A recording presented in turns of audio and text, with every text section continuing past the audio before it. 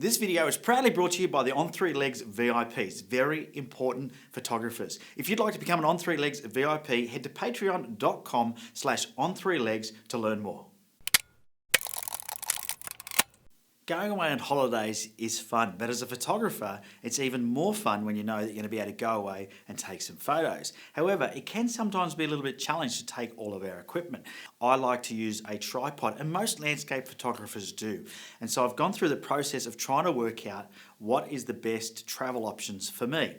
Now today I'm going to be talking about travel tripods. I'm not going to talk about cameras and bodies at this stage, but of course, if you've been watching me for a while, you know that I was trying to find a lighter setup by buying mirrorless cameras, although I really do love shooting with my DSLR.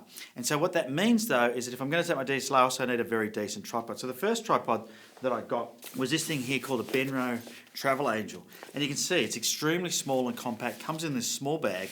It actually wasn't even very expensive. It's carbon fibre, so I'll take it out of here so you can see what it looks like. It's carbon fibre and it packs up extremely small. Now, one of the challenges with this tripod is it's a little bit too lightweight. Now, it's fantastic for the Fuji, get away with it with the Fuji, but it simply folds out like so. I put that centre pole down, and I've got this really cool tripod. Works really, really well. I don't know if you can hear that. It's pretty crunchy in there. But overall, this tripod, I've used it a fair bit. One of the challenges, though, if I get the very last section of the legs out, is that it's actually quite, flimsy. It doesn't bend or anything because it's carbon fibre, but I find it just is not as solid as I would like. The tripod itself works well. From a height perspective, I've never had a problem with it. I found it to be high enough. There's a couple of things about this tripod that I don't like, besides the fact that it's a little bit too lightweight for me. One of the downsides of this tripod is this centre pole. I'm not a fan of centre poles because they create a weakness, I feel, in a tripod. The other thing is they stop you from getting down low to the ground. So with this tripod, you can extend the legs right out, but you can't go low because this pole gets in the way. Now you can turn it upside down, the pole, by undoing this. So you can unscrew this piece here, put it in from the bottom, and you can hang your camera in there upside down. And I've done that before for things like macro photography. But otherwise, it's a bit of a challenge. This tripod's a bit of a challenge from that perspective. The ball head is, it's a Benro B00. It's a very lightweight ball head. It does not cope extremely well with a DSLR, but it does well with a mirrorless. So if you're shooting with a mirrorless, this tripod would be perfect. It's lightweight, it packs down small, comes in that small carry bag, came with this ball head, and I don't think it was very much. Now this tripod model, a C0691, so C for Charlie 0691, carbon fibre tripod by Benro. And Benro, Chinese manufacturer, a lot of this stuff's made in China anyway. They've done a really good job at entering that market. However, I found that whilst it was okay for the mirrorless, it wasn't doing the job for the DSLR. So once again, I checked out Benro because they do make good quality gear. And I got this one here. Now this tripod is very different. And when I went looking for another tripod, I actually thought I'll get something that's a bit sturdier, a bit bigger. Now have a look at that. You can probably straight away see that that is actually flat inside this bag. And that's one of the benefits of this tripod. So this one here is called a travel flat tripod.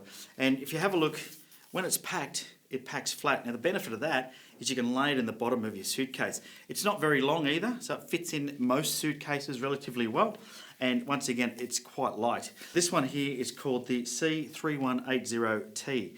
So C for Charlie, or carbon fibre 3180T. It's a carbon fibre tripod. Now if you have a look at this, they've got this ingenious design that allows it to flat pack. But this leg here pops out that way. These two come out on an angle. So once again, fully extended. It's a very, very tall tripod. Now I like this one.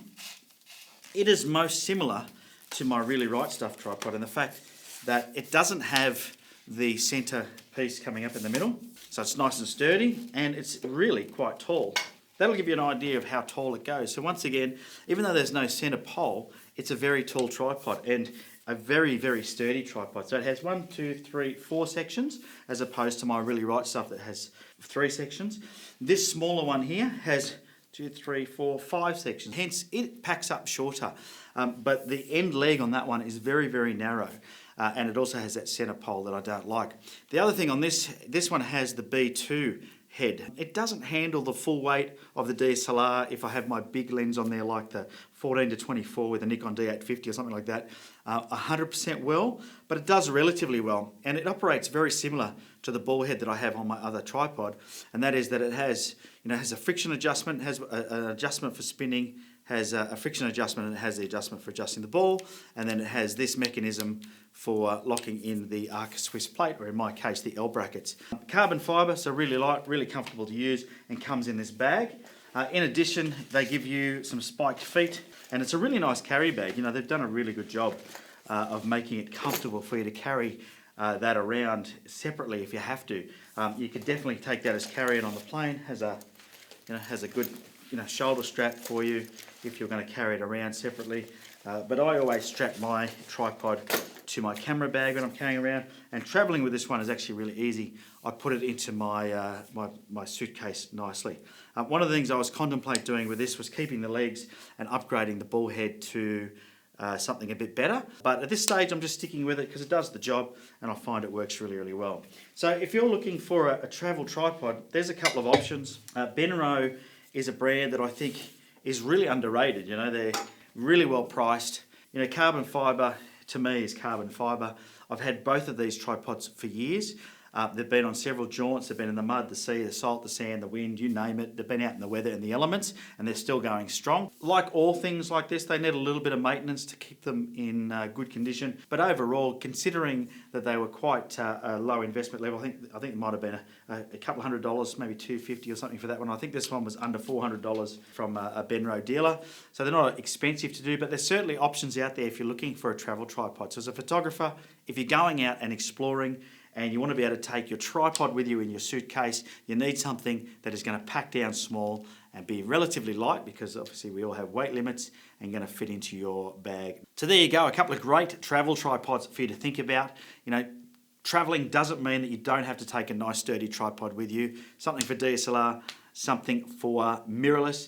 Just a quick disclaimer, I wasn't paid to say nice things about these tripods, as I'm being completely honest with you and saying these ball heads are not very good. The Benro ball heads do not have the same, quality as the really right stuff ones do, but of course they're not anywhere near the price either of those ball heads.